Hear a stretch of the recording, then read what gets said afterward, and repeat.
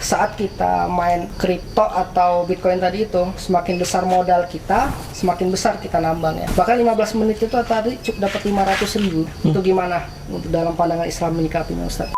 Tujuan kita berusaha adalah yang pertama mendapatkan ridha Allah Subhanahu wa taala. Yang kedua adalah unsur manfaat, bukan hanya faktor keuntungan. Ketika kemudian menguntungkan tanpa usaha yang terlalu diforsir, padahal kalimat kaidahnya kan no pain no gain. Tidak ada resiko maka tidak ada keuntungan. Bahkan Nabi SAW memotivasi dengan kalimat khairukum anfa'ukum linnas. Sebaik-baik kalian adalah yang paling manfaat untuk orang lain. Hatta walaupun dia tidak mendapatkan keuntungan dunia, tapi kalau dia bisa bermanfaat, itu bagian dari yang memiliki kedudukan tinggi di sisi Allah Subhanahu wa taala.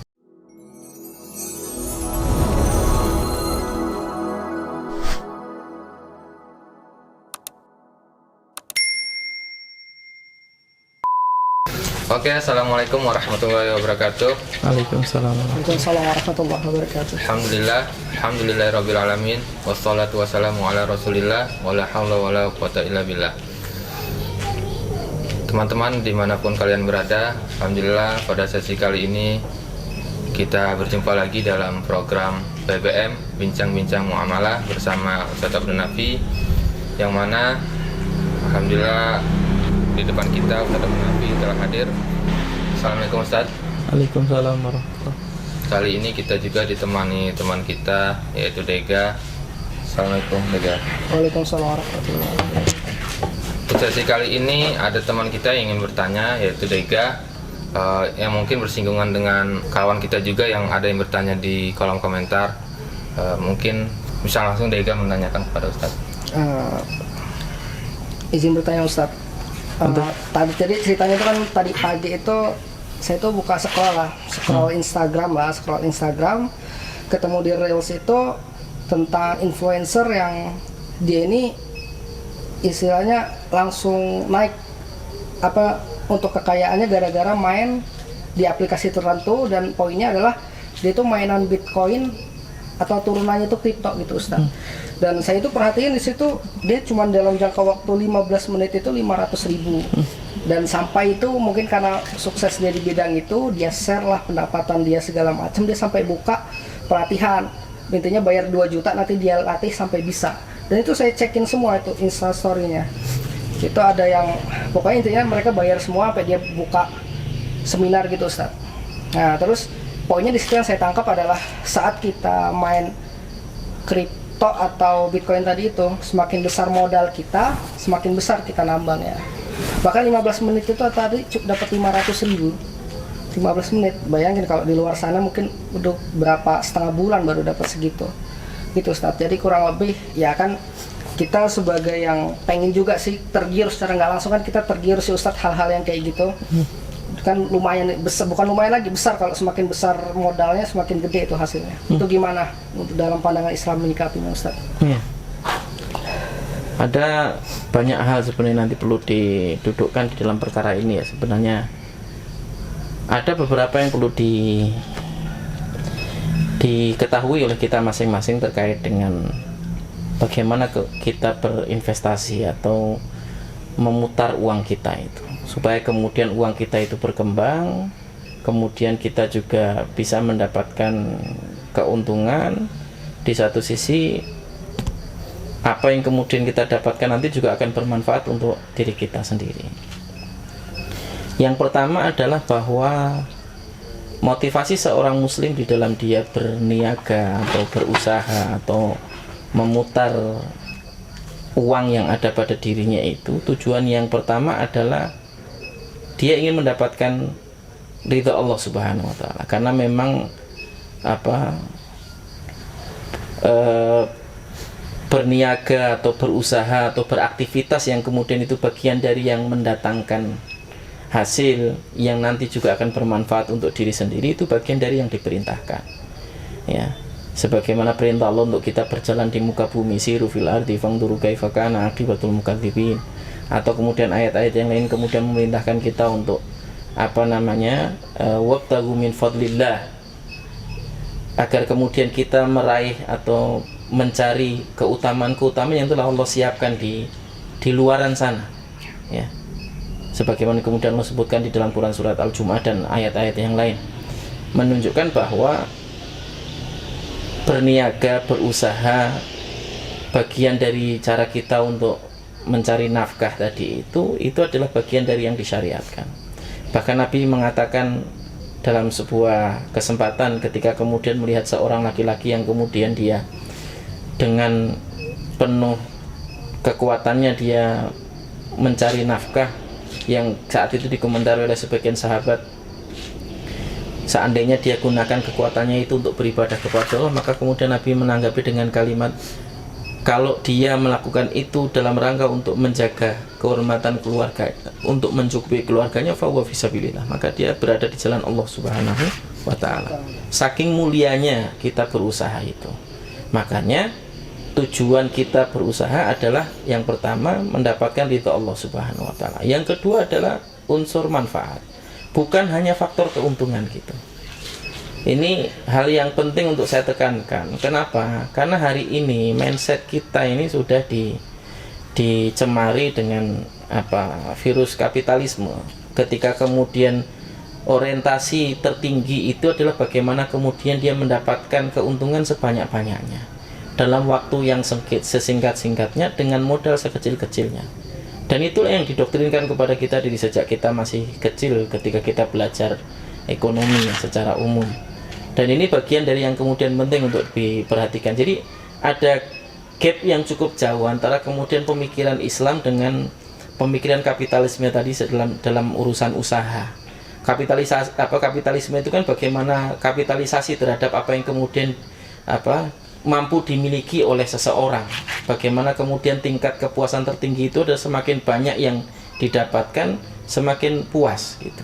Padahal namanya kepuasan itu nggak ada ukurannya. Sedangkan di dalam Islam yang jadi ukuran itu adalah manfaat, ya. Bahkan Nabi SAW memotivasi dengan kalimat khairukum anfa'ukum linnas. Sebaik-baik kalian adalah yang paling manfaat untuk orang lain. Hatta walaupun dia tidak mendapatkan keuntungan dunia, tapi kalau dia bisa bermanfaat, itu bagian dari yang memiliki kedudukan tinggi di sisi Allah Subhanahu wa ta'ala. Jadi ada dua hal yang secara prinsip jauh berbeda. Walaupun bukan berarti kemudian keuntungan itu haram bagi kita kaum muslimin, tidak. Bahkan itu bagian dari yang dianjurkan juga. Bagaimana kemudian kita berniaga, kemudian mendapatkan keuntungan dan lain sebagainya. Itu poin pertama yang ingin saya tekankan, bahwa orientasi kita berniaga itu bukan hanya sekedar untuk mendapatkan keuntungan, tapi juga bagaimana kemudian kita mendapatkan manfaat sekaligus mendapatkan ridha Allah Subhanahu wa ta'ala. Yang dengan itu akan menjadikan kita berhati-hati di dalam setiap kita beraktivitas dalam hidup kita tadi itu. Nah, kasus Bitcoin atau crypto money dan yang semisalnya, ini bagian dari yang juga penting untuk diperhatikan, karena memang prakteknya Bitcoin, kripto dan lain sebagainya itu adalah uang yang tidak real. Sebenarnya adalah uang yang tidak real. Dia kan uang virtual, jatuhnya kan uang virtual. Kekayaannya pun juga kekayaan virtual yang dihitung hanya berdasarkan digit yang ada di rekening kita, atau ada di tabungan kita, atau ada di akun kita tadi itu. Dan ini bagian dari yang juga penting untuk diperhatikan.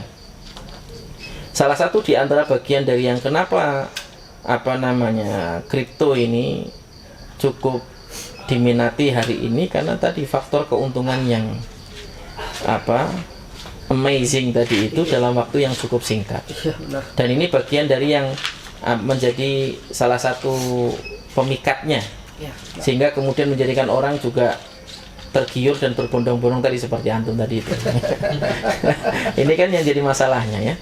Artinya ketika kemudian menguntungkan tanpa usaha yang terlalu terlalu diforsir, padahal kalimat kaidahnya kan no pain no gain. Tidak ada resiko, maka tidak ada keuntungan, ya kan?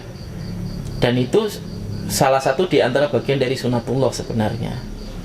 Ya, walaupun nanti dalam praktek tertentu ada yang memang tidak perlu susah payah tapi mendapatkan keuntungan yang besar. Tapi secara kaidah umumnya no pain no gain tadi itu, bahwa tidak ada resiko maka tidak ada keuntungan. Besar resiko, besar pula keuntungannya. Praktek Bitcoin yang ada hari ini lebih cenderung pada gambling. Bagaimana kemudian dia memberi uang porsi tertentu, kalau bahasa mereka nambang ya kan, dengan investasi tertentu, nanti kemudian dia akan menghasilkan dengan hasil tertentu. Itu lebih mirip gambling dibandingkan investasi. Dan ini bagian dari yang secara praktek nanti itu banyak turunannya yang kemudian ternyata secara syar'i bermasalah ya. Dari termasuk crypto money dan lain sebagainya, itu yang secara syar'i terbanyak unsur gorornya tinggi, kemudian unsur kedolimannya juga tinggi, apalagi kalau kemudian kita sudah coba pancing pakai 500.000 bablas misalnya, karena ya lebih dominan gamblingnya. Jadi gamblingnya ada, dolimnya ada, gorornya juga tinggi, dan itu semua bagian dari yang diharamkan di dalam syariat. Nah, ini yang krusial penting untuk diperhatikan ini. Untuk investasi moneter saja di pasar moneter saja, entah itu saham, obligasi atau yang lainnya, termasuk forex yang sempat beberapa waktu yang lalu juga naik daun itu ya. Ada beberapa perkara yang kemudian juga penting untuk diperhatikan. Salah satu di antara yang menjadikan investasi saham itu bermasalah kan karena adanya unsur spekulasi. Ya. Banyaknya para pialang saham, para spekulan saham yang kemudian hanya mengambil. Jadi dia berinvestasi itu bukan untuk mendongkrak usaha dari perusahaan yang kemudian menjual sahamnya tadi itu dan mengambil dividen dari keuntungan perusahaan tadi itu, bukan, tapi dia investasi hanya untuk digoreng lagi nanti ketika kemudian ada spare harga di situ, dia akan lepas saham itu. Dan itu yang kemudian disebut dengan spekulan tadi itu, para spekulan saham tadi itu, yang suka goreng-goreng saham tadi itu. Ya, akhirnya kemudian hanya memikirkan keuntungan pribadi saja. Ya, apalagi saham ini kan di bursa ini ketika kemudian ada isu tertentu itu berpengaruh juga pada harga saham. Ya, yang harga itu dipengaruhi isu, ini masalah ini. Padahal kalau di dalam Islam itu, harga itu yang menentukan adalah Allah Subhanahu wa Ta'ala, dan dengan sunatullahnya di pasar tadi itu yang menentukan.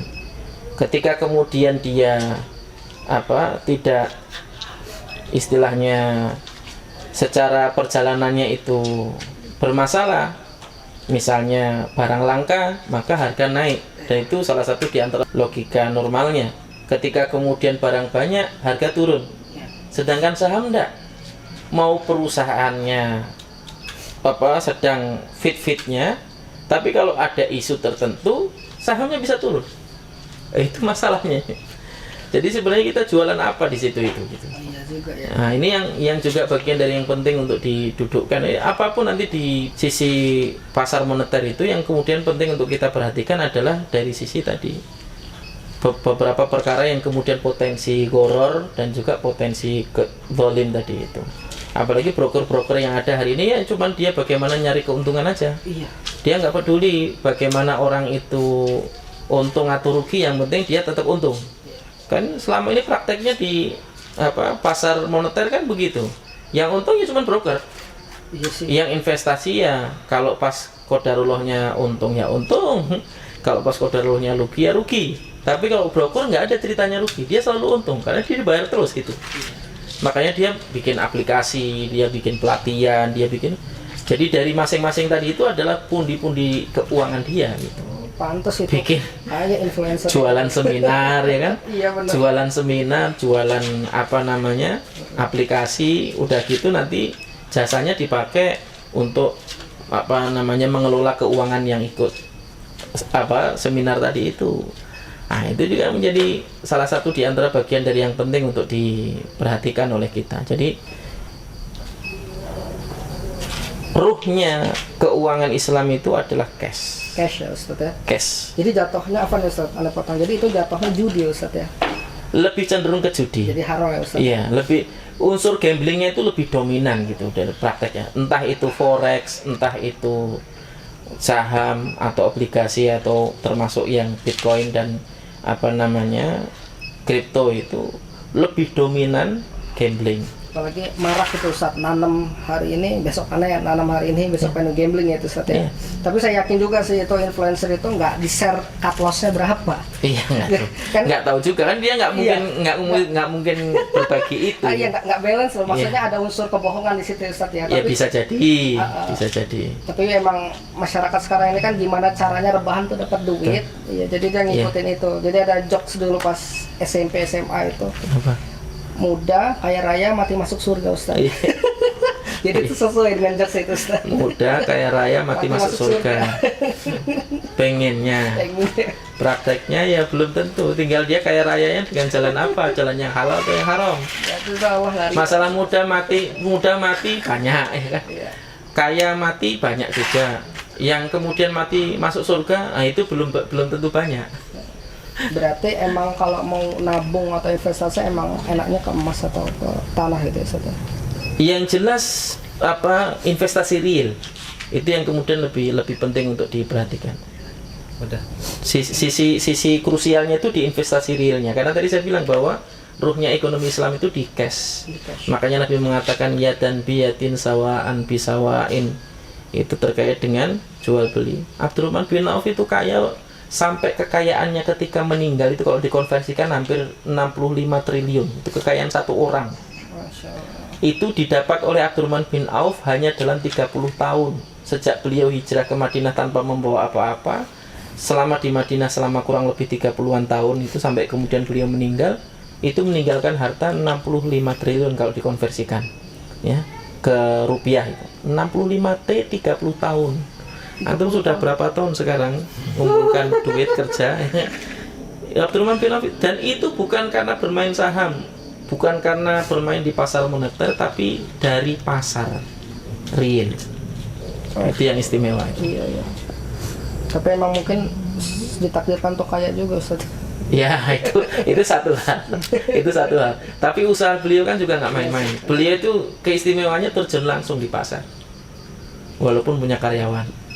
Kalau kita ini udah punya karyawan nggak mau terjun, bedanya di situ. Iya. Wallahu a'lam. Oke, mungkin pertanyaan itu cukup ya. Udah cukup. Nah, kita cukupkan pada sesi kali ini. Untuk kawan-kawan yang ingin bertanya seputar muamalah, boleh tulis di komentar dan minta bantuannya untuk subscribe, like, dan share supaya dakwah kita bisa berkembang. Amin. Kita akhiri video ini dengan membaca kifaratul majlis. Subhanakallahumma wa bihamdika asyhadu an la ilaha illa anta astaghfiruka wa atubu ilaik. Wassalamualaikum warahmatullahi wabarakatuh. Waalaikumsalam warahmatullahi wabarakatuh.